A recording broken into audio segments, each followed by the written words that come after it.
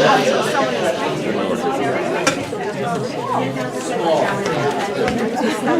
we're going to start out by thanking our sponsors. So I would like to thank Avi and Simi for sponsoring. This commemorates the yahrzeit of Avi's father, Ze'ev and Moshe Aaron. So the Neshama Shav and Aliyah would like to welcome our guests here. Nice to have you all the way from Bayview, right? All the way from Bayview, all the way from high-end Bayview. Welcome to the simple. And Simi's here, it's so nice to see you. Avi's here. Everyone is here. I'm not here. Welcome as well. Here's Megillas Ruth, a good thing to go through now. Thumbs up. Page 1269 or so. Megillas Ruth. Megillas Ruth. Okay. Can't win them all. How does that sound? I'll send you a check. So, coming this Sunday, Monday, starting Motzei Shabbat, we are celebrating. Okay, more food, right? More cheesecake. I've been celebrating as well. More heartburn. I learned what heartburn is earlier this last week. Well, we choose somehow celebrate heartburn. Go figure. But that's part of our decision. And when you ask anyone what is this holiday about, Shavuot, so we'll tell you, listen, I opened the text of the Torah, and the Torah talks about the fact that it is a celebration that has to do with the harvest of wheat.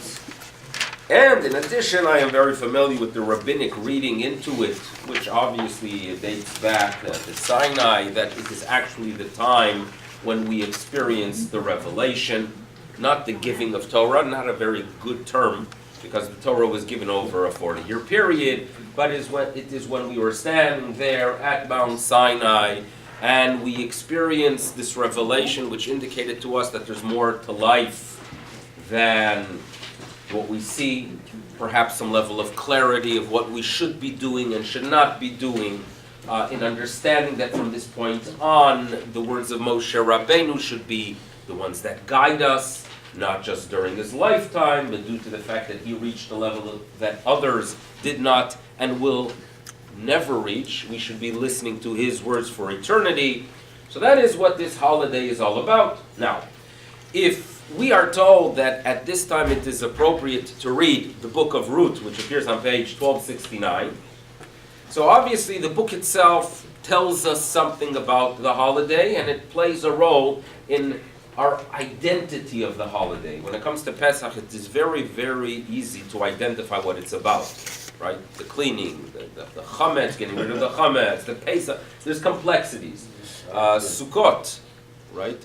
Sukkot is a holiday when you're building, you're going outdoor, you get the species. What is the identity of Shavuot? So it's interesting because the cheesecake is later, it showed up later. Cheese, dairy is mentioned, but it's a later addition. Megillas Ruth, on the other hand, does play a very significant role in understanding what the holiday is about. Now, the story is about a young lady who has this incredible journey and joins the nation, inspires the nation, and the last line of the book tells us that you should know that this woman had some very significant descendants, because it ends with the birth of David HaMelech. So you realize that, hey, that's a very important figure, because when it comes to royalty, from that point on, 3,000 years ago, this is the family we turn to. We are still waiting for the return of the descendant of the kingdom of David HaMelech. So you realize that this is indeed a book that talks to us as a nation, but it must be related to the day of Shavuot. And that's what we're going to try to figure out. Now, I'm going to mention a statement in the Talmud. Okay, before we even begin, a statement in the Talmud. But we're going to start off with a question. The Bet HaMikdash, right? The Temple Mount, right? In Yerushalayim. Yerushalayim is a very significant city for us. As we talk here, they are celebrating in Yerushalayim, and they are officially making it the capital of Israel, even for the United States of America. At the same time, we have to daven for the welfare of our soldiers who are fighting these wilde chayes who are unfortunately being manipulated by the leaders and with the backing of the world, if you think about it in depth. So right now, Yerushalayim is on our mind, and we think about the Bet HaMikdash, a very significant location. And we understand that as Jews, we turn to it for our Torah. For our Torah, because for many, many centuries, settled on the top of that mountain, next to a functional temple, which functioned like traditional temples.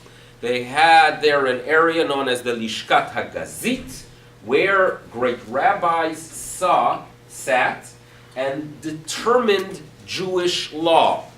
When there was a question about something new that developed, and you needed to have the opinion of rabbis, the rabbis would sit there, vote on an issue, and that became law.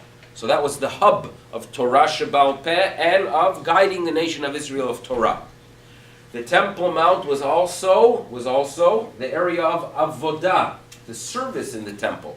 The Kohanim played a very significant role there with the assistance of the Leviim. Temple Mount, very significant indeed. Now, if I would ask you the following.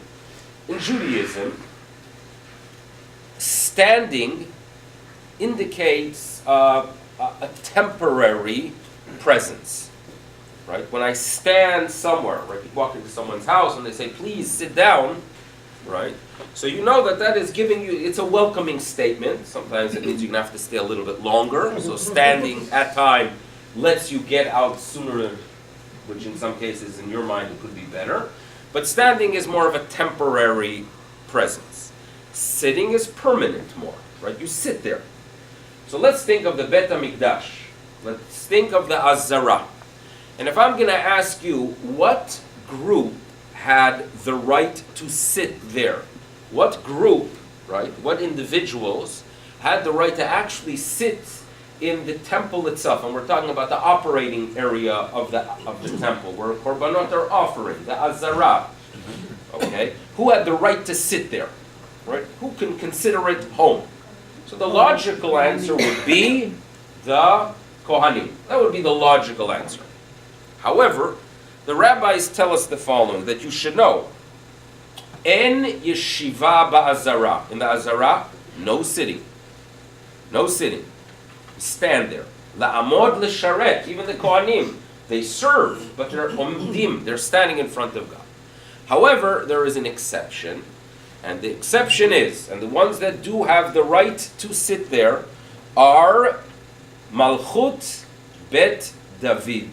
The kingdom, members, descendants of that family, of the house of David, they have the right to sit there. And only that Malchut, in other words, we are told that when there was the rebellion and the northern tribes broke away, and there was a king called Yerovam, and Yerovam assessed the situation that if indeed the nation of Israel, who lived in the north, will continue to have access to the temple, and they're going to show up on a holiday and look at the activities in the temple and realize that the only ones sitting are the kings from the house of David, they're going to realize, hey, if you're from the house of David, you are significant.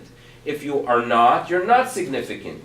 So that's going to weaken the position of King Yerovam, who was not from the house of David. So therefore he prevented them from making their way to Yerushalayim. Okay, so this is a very significant statement. You're from the house of David, you have a place in the temple. You have the right to leishev. And the question we're going to ask is, why? Right? Why is it? There has to be a reason for it. And that's what we're going to try to deal with. But let's first turn to Megillat Esther. Do not let me end this class. Megillat Ruth. Do not let me end this class without clarifying that. Page 1269. What's the story about? It's a bad time. The judges are ruling, but the ones who are in charge are not doing a decent job. You have a fellow by the name of Elimelech that when there is a crisis, what does he do when there's a crisis? He walks away. He simply can't deal with the challenges that exist there. He walks away, makes his way to the region of Moab, and the children marry these Moabite women. After the passing of Elimelech, his children Machlon and Kilion, Naomi decides to return. In verse 8, she's returning to the land of Israel. And she notes to the daughter-in-laws, you go back home. In other words, that's it. You've been very devoted. However, it is time for you to return home. And she notes that may God Almighty perform acts of kindness with you as you performed with me. Chesed. In other words, she's indicating here that the way these Moabite women dealt with her and with her children that are unfortunately no longer here was with great chesed. Ruth does not return. Ruth makes her way into the land of Israel. And if you turn to page 1270, you realize that Naomi is in great financial difficulty, and they unfortunately have to live off the system of gleaning among in the fields. For Naomi, this is a difficult experience, so who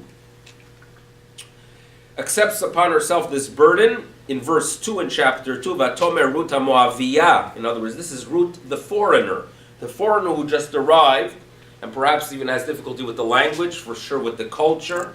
She is the one that says, you know what, I'm going to do it. Chesed again. And if you turn later into verse 11 of chapter 2, this was noted already then. It was not something that was noted later by commentators who read into the text. But the story itself tells us that Boaz, who was a relative of a nephew to her former father-in-law, so a cousin of her former husband. So Boaz knows, you should know that I was told, who godly, kol asher asid et chamotech. In verse 11, you should know, I'm aware, I was informed of all you have done for your mother-in-law after the passing of your husband. And you deserve a tremendous amount of reward. You are a woman of chesed. The chesed continues because they were mindful of the fact that there is some kind of spiritual benefit to have continuity, that this Ruth should marry into the family, similar to the concept of Yibum, which was addressed in the past. And young Ruth was willing to do it, marry a man, because it would be beneficial for something that is greater than her. And she indicates it to Boaz. So we're going to move forward to verse 10 in chapter 3, which is on page 1271, about 7 lines from the bottom. And when Boaz picks up that she is willing to marry him because it is beneficial for the honor of the family, perhaps beneficial for the soul, beneficial for some kind of continuity, he's in awe of this young lady. And therefore he says to her in verse 10, Vayomer bruchaat, you are blessed to God. And this act of kindness, which is spiritual, is greater. Heitav chazdecha acharon min harishon. You should know that this act of kindness is greater than the first. You're not just following the young men, but rather you're willing to marry someone older. And he says, but we have to take care of, there's some difficulties and some challenges, which we're going to turn to chapter 4 on page 1272 to realize what the challenge is. So now we're going to address what's known as the big cloud that they have to deal with, the elephant in the room. What was the big issue? And this big issue and this big question mark is one that Ruth had to deal with. And even her descendant David HaMelech had to deal with the big problem. The big problem relates to our ancestors in the wilderness. They are traveling throughout the wilderness, and finally they reach a region of Mishpacha, of the Ammonites and the Moabites. The Ammonites and the Moabites are Mishpacha to us because they were families who were descendants from Lot. Okay, So now, expectation is that if mishpacha comes to town and they are traveling and they have needs, you greet them. You greet them, and often when you greet someone, it's in many cases not just the food, but the fact that you care about them. So there was an expectation that the Moabites and Ammonites, and you should know, Moab, right, Ammon, these are people that it's within their genes really to do acts of kindness, because they were the daughters of Lot. And if you remember, Lot was inspired by Avraham, and when the angels came to Sodom, they were welcomed. So it was something that would be expected, that Moabites see the Jews and come out and greet them, belechem ubemayim. But guess what? They didn't do it. They didn't do it, and even worse, they saw the Jewish people as a threat. They hired Bilam. So this was a nation among those nations that God says, listen, they made some bad decisions. These bad decisions are an indication that there are traits there that you as a nation keep away from them. And therefore the Torah tells us that you should know, Lo yavo Ammoni u'Moavi bekahal Hashem. Descendants of this nation called Moab. Descendants of this nation called Ammon. They are not welcome and not to be accepted into the congregation of Israel. Even if they convert, right? They could convert, they could accept our teachings, our value system, but to marry them, you do not marry them. Al dvar asher lo kidmu etchem, and this is all in the Torah, in the book of Dvarim, because they did not welcome you belechem uvemayim, with bread and water, when you were on the path, when you were on the journey leaving Egypt. This is what the Torah tells us. On the surface, this is a statement that makes it quite problematic to marry even the most righteous of that nation. So here comes Ruth HaMoaviyah. And when there's a discussion among scholars, what do we do with this very special young lady? There are those who say, you know what? She could be the greatest. She is a descendant of that nation. And that nation, read the Chumash. They knew the Chumash. Lo yavo. You cannot marry them. And this is what's happening in chapter 4. How do we deal with this problem? So, chapter 4, verse 1.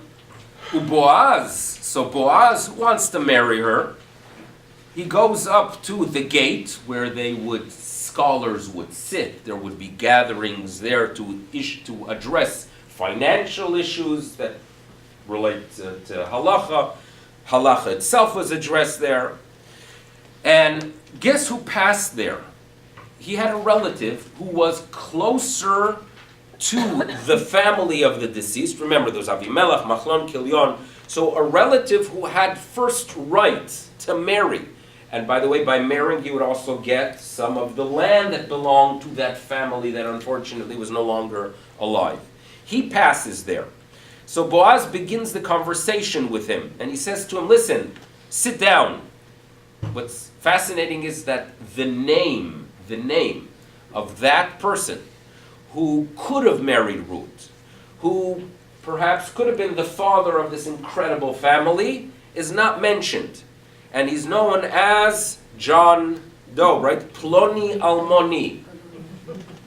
His name is not mentioned. You don't find this in Tanakh, right? You don't find this idea, but for some reason here we don't mention his name. Verse 2, communication begins, but due to the fact that there is going to be a significant halachic issue that is going to be addressed and needs to be publicized, because there is a problem. We're not minimizing the problem. We read the Chumash. So therefore in verse 2, what he does, Boaz, is that he gathers 10 elders. And he says to them, please sit down. We have a significant issue to address. Verse 3, he turns to the Redeemer, to the relative, and he says, you should know that there is some land. It belongs to Elimelech. You are his brother. And you have the right to go ahead and redeem it. So he was willing to do that. But in verse 5, here goes what's the fine print. You ever deal with fine print that you sign the contract in big letters? It is that you go for this cruise and it costs only $175. In the fine print, it says that if you're wearing shoes at any time, there's an additional $500 per day. Correct? So here's the fine print that makes things far more complex. And he tells him, listen, you acquire a field of those relatives, but as you redeem the field, there's a woman there as well. Vayomer Boaz, so Boaz says to them, you have bought the field from Naomi, but the other party involved is Ruth Moaviyah, and it is appropriate for you to go ahead and perpetuate the name of the deceased. And this fellow, Ploni Almoni, opens big eyes, and he says, that I cannot do. There's a major problem. Open the Chumash. Lo yavo Amoni u'Moavi b'kal Hashem. And he says to him, you should know, I can't do that in verse 6. Lo uchal ligoli, because if I do something that is prohibited and it relates to marriage, God Almighty is going to punish. There will not be a future. And the last thing I want to do is cause some kind of difficulty on my inheritance. So therefore, I am not willing to do it. You do it, he tells him. Now, right, so verse 6, Vayomer HaGoel, Lo uchal ligoli, pen ashchitet nachalati. This could be quite destructive for me. You, Boaz, if you're willing to do it, Ge'al lecha ata et gulati, you do it, and Gesundheit, I'll transfer it to you. And in verse 7, we are told that there's a transfer. If you ever seen you sell chametz or have a wedding, when you want to go ahead and transfer responsibility, you go ahead, you lift the handkerchief, you transfer it from one party to another. So to here, it was a transfer either of a shoe or a glove. There was a transfer that was done. So the right that this Ploni Almoni had is transferred to Boaz. Now, you're going to ask yourself, wait a second, if this fellow believes that there's a halachic prohibition,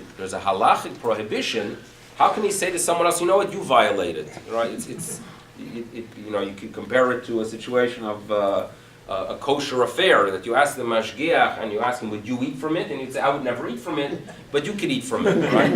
That's basically what's happening here. That's unacceptable. So how do we clarify this issue? So, when the rabbis deal with the question of why we read Megillas Ruth on Shavuot, so two explanations are given. Explanation number one is that this is a book of chesed. Ruth symbolizes chesed. A willingness to leave everything because she believes that you are making the world a better place, that it's better for the neshama of someone else, that she could assist a mother-in-law, that she could do something for her husband. It is all about chesed. Chesed is a book that we have to read on Shavuot. You know why? Because sometimes when you experience this spiritual revelation, you could become detached from the world, right? What do you mean? This physical world's not everything? So there's a spiritual realm, so all I should be doing day in and day out is think about my spiritual responsibility and only do mitzvahs. To do something for you, you are a distraction from my goal. What do you mean? Ruchniut, I should focus on spirituality. The day of revelation is a dangerous day, and therefore we are reminded that the essence of our religion, the essence of Torah is chesed. Think about someone else. Do for others. That's what the religion wants you to do. The Torah is about chesed. The Torah, we are told, starts with chesed. Adam HaRishon needed clothes for some reason, right? God Almighty gives him the clothes. The Torah ends with chesed. Moshe Rabbeinu needed burial, so the Almighty buries him. It is a book about what you could do for others. That is really the essence of Torah. Now, that's reason number one, and Ruth teaches us that. Her journey is a journey of chesed. Our journey should be a journey of chesed. However, there's another message that is a very significant one for Shavuot. And that is what is known as Torah shebe'al peh, oral tradition. And, the Talmud asks the following question. That we are told that there's such a thing called as Torat Chesed. Torat Chesed al-Lashonah. What exactly is a Torat Chesed? What does it mean? To study Torah, to teach Torah, to live Torah, and it is one of kindness. So the Talmud tells us that when you know Torah and teach it to others, and you feel that responsibility that it should be around in the future, meaning I could be a very selfish Torah scholar. I could sit day and night, only study, I develop myself, I become more knowledgeable. That's Torah, but there's no chesed there. If on the other hand, I sit down and I teach children, or I teach teenagers, or I teach others, and I want to be sure that it lives on, that the next generation is going to be interested in it. Right? I'm not doing it for myself, I'm doing it as a chesed. That is real Torah. Torat chesed. That is the real Torah. Now, if you follow me and we put a few pieces together, you will realize that the oral tradition is the way Torah survives. Oral tradition, when it is adjusted based on the times and the needs, that is the real Torah shebe'al peh, and that really guarantees continuity. What do I mean by that? So, Jews moved to Europe in the 11th century. They can't own land. They're not farmers. What do they get involved in? Money lending. Right? Money lending and wine production in some regions. They get involved in money lending, and obviously commerce is taking place as well. A Jewish person needs to borrow some funds from another Jew. And the other Jew is going to say to him, listen, if I lend you funds, I can't charge interest. If I lend it to the non-Jew, I could. Forget it. Now, this would be extremely problematic, and it will be impossible to keep the religion alive if you go ahead and work with systems of the past that don't address the new reality. So what does the oral tradition do? The oral tradition tells us, figure out a system of adjusting to the new reality. Not that you are changing the law, but the law was given with an understanding that in every period, we want Torah to survive. If you make it too difficult, right, if you make it impossible, Torah will not survive. Another example of this idea, there has to be adjustment. Do you know that the great Chatam Sofer declared that there is a prohibition for a rabbi to give a sermon on Shabbat in the vernacular? It must be in Yiddish. Now, I tried it perhaps once, right? And it did work. But let's think about it. If I go ahead and say, listen, Chatam Sofer said it, he was obviously the greatest of all scholars, I'm going to go ahead and stick to what the Chatam Sofer has to say, and from now on I'm going to get up every Shabbos and talk only in Yiddish. Right? Can you imagine that in Memphis, Tennessee, right? To get up in Yiddish? It sounds like more for a scene from a comedy more, right? In the South, we actually had someone that spoke Yiddish in a Southern accent, which is quite fascinating. In English, yeah. So you understand that a statement that was made 200 years ago, perhaps was needed at that time and in a specific region. Don't just take yesterday's Torah and believe that that is Torah. That's not Torah that keeps Torah alive. When you go ahead and have a system of education from 100 years ago and believe that you must stick to everything that was taught by the great rabbis of 100 years ago, you're not going to have Torah 100 years from now. It must be adjusted, obviously by great Torah scholars, obviously by people who are concerned for the welfare of Torah. The Torah of Chesed is a Torah that understands that times change. Torah shebe'al peh. And obviously I'm referring to great rabbis where their goal is to be sure that Judaism survives. I am not talking about of adjustments that have an agenda to change the essence of Judaism. I'm talking about of adjustments that are to save Judaism. Do you know that in some Hasidic communities, they were upset at the saintly Chafetz Chaim saintly Chafetz Chaim that we talk about so much. Why were they upset at him? Because he believed that we have to have a system of education for young ladies, for girls. And it was seen as so foreign, right? What do you mean? Girls leaving the kitchen, leaving their home and being educated in a school? You want to teach them to read and write? You want to teach them text? You want to teach them Tanakh? That wasn't done in the Alta Heim, right? My grandmother didn't, and if my grandmother didn't, how can it be permissible? Chafetz Chaim understands that new times, you have to go ahead and adjust to it to save Judaism. And that is a Torah of chesed, that it's here not just for today, but for tomorrow as well. That is Torah shebe'al peh. That is the Torah that was given to great scholars, and they have the ability to channel it for the sake of its survival. Okay, so this, yes, I'm sure your question, I could guess it, but go ahead. Second day of Yom Tov. Yeah, second. So listen, we have limitations, obviously. There's always a level of tension between tradition, because we still want to be traditional, and adjustment. So that's in an area that we're still struggling with. So it's not a clear cut, it's not that you can go ahead and go down the list and make it black and white. There are areas that we remain very traditional, even though there's some level of discomfort. But if we would only remain traditional, we would not survive. So that's really, the question's a good one. But there is no doubt in my mind there have been adjustments, and that's how it survives. And the greatest cause of division often comes from people who are not willing to adjust. People that come with guidelines from the past, right? And believe that you are the greatest violator of Torah tradition because you are ignoring the great scholars of 50 years ago. Do you know how many times I've heard that?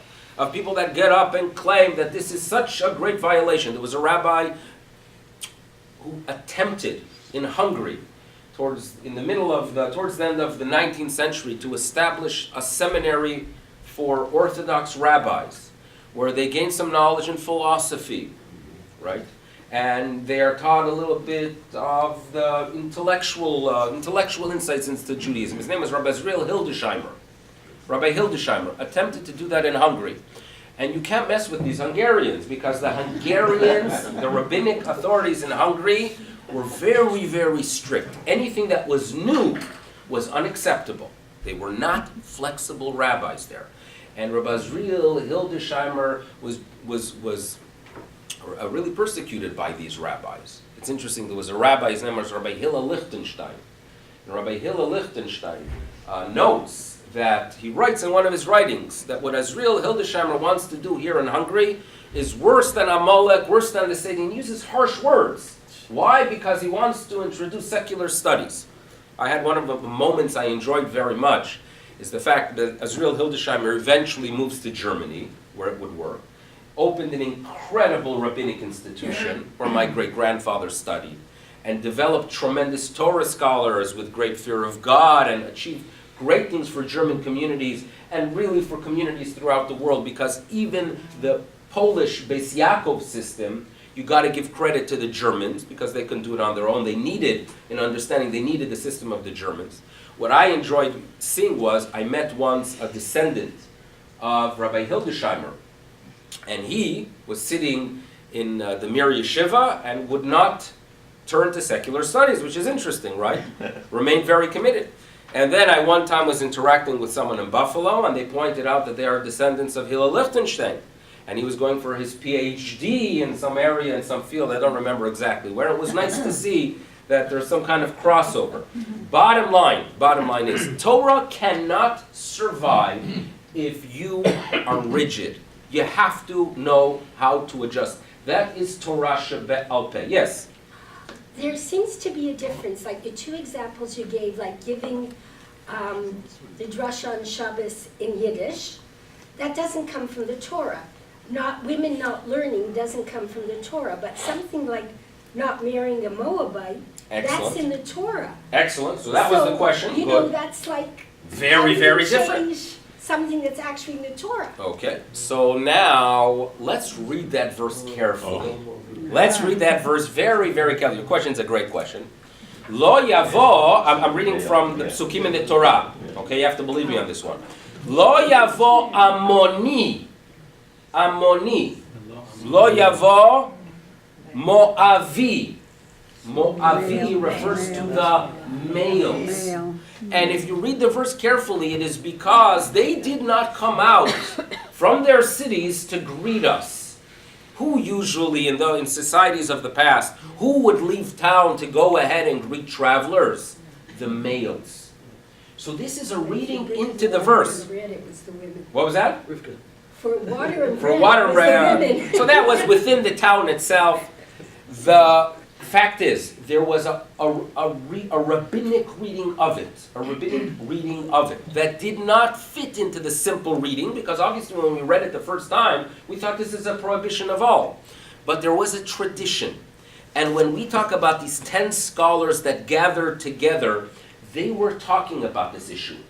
And there were different schools, by the way. While the majority accepted this reading, where it is only a prohibition for the males, there was always a minority that said, no, absolutely not. It's a prohibition for all. Let's go with the simple reading of the text. So there was a cloud over Ruth. Boaz believed it's fine. Others did not. And we have traditions that even King David, when he was active, there were those among the nation that says, King David, you think he's a good king? He shouldn't even be considered a valid Jew because he's a descendant of a Moabite. So this is birthers. So this is the tension. Question on Yes. one side. Yes. Bayas a based din is always an odd number of people. Correct. Why did he pick 10? Excellent. So the commentators ask that question and respond. This was not a vote. This was to publicize a tradition. Boaz knew the tradition. He wanted to be sure that there's a pirsum. When you want to be mefarsem something, when you want to publicize something, it is done with 10 people. You need a minion. You need a minion to get things to clap on them, to tell the minion that this is what's happening here. Okay? Now, with this understanding that Torah that is adjustable, right? Torah that there's an understanding that there's an oral tradition, is what we really celebrate on Shavuot. And Chesed is what we celebrate on Shavuot.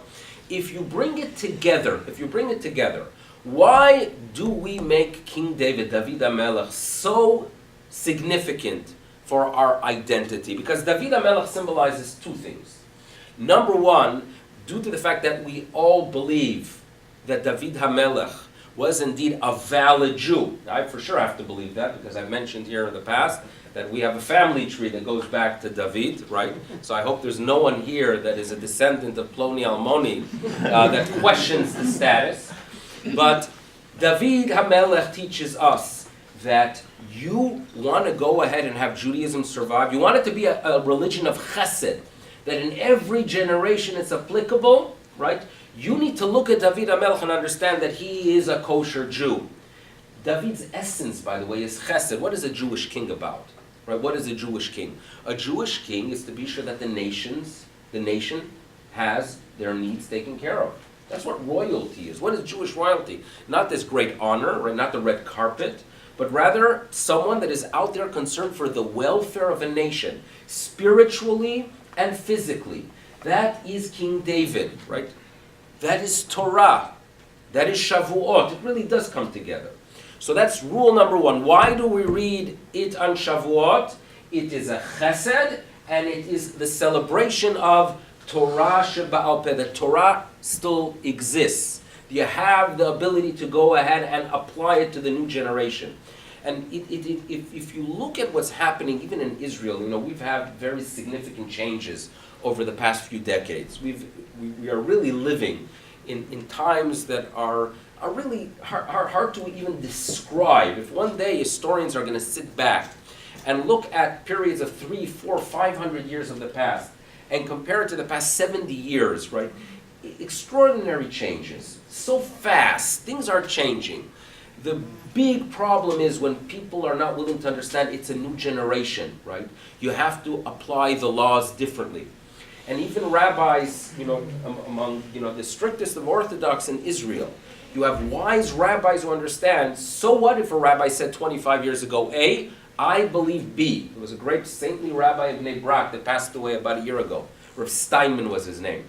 And there were those who were very upset with him because he was, in essence, adjusting and ignoring teachings of the great Rav Shach from 25 years ago. And they asked him, how do you change things, right? The great rabbi said, that there's a prohibition of accepting such adjustments in the army or such teachings.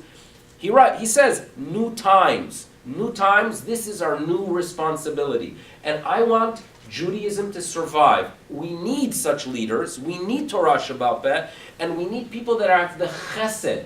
Because if you live in the old, right, if you just live with the old traditions, it's very comforting, by the way, when there's no change. Everything's familiar. You like going into a religion that everything is familiar, the way it was in the Altaheim, the way it was done in the past. There's something very comforting for yourself, but that's not chesed. You have to go ahead and realize new times demand new practices and adjustments that have to be made. That is what we are about. Now, let's turn again to the Temple Mount. What are the foundations of our religion, right? Torah, Avodah, Gemilut Chasadim. Temple Mount. We turn to the Temple Mount. Do we have their Torah? Temple Mount, we have Torah, we have the Sanhedrin, they're sitting there. They are the essence. The Rambam uses the words that they are the core of Torah Sheba'al Peh. Any significant issue, when there was a functional Sanhedrin, we really did not have disagreement because we had clarity. We had a body that gave us Torah. And everyone was obligated to follow their teachings. Torah was up there on the top of the mount. Obviously, we had Avodah, we had service, we had Kohanim, and we were inspired by their service. No question about that.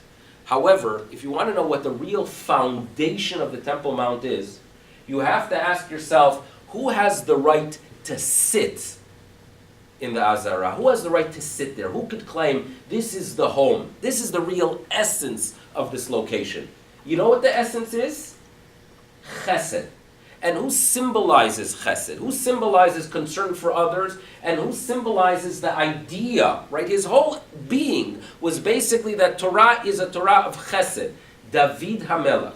So when I asked you earlier, when you have this rabbinic statement that the only one that has the right to sit in the Azara, in the temple, is the house of David HaMelech, there's a very significant message there about what religion is about. Religion is not detaching yourself from the world. That's not what we are about. It is having an impact on the world, right? Rabbi Israel Salant used to say that you should know, people focus on their ruchniut, on their spirituality. The other person's gashmiut, the other person's physical need, right?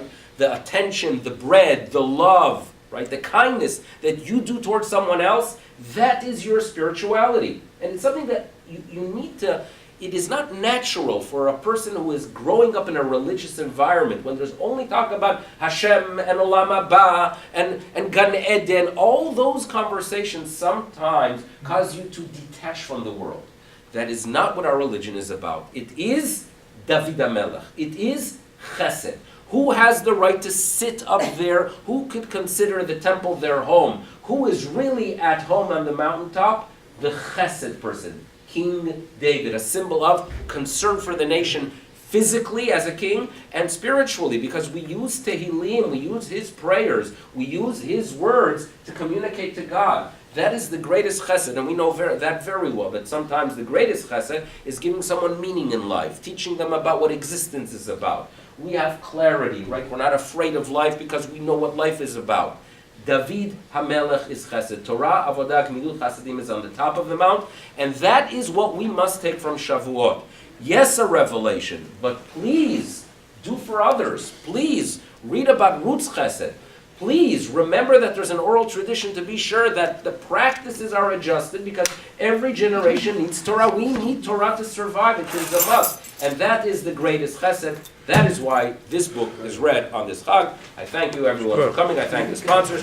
We'll see you Bezrat Hashem in 2 weeks. Everyone should have a Chag Sameach. There's only two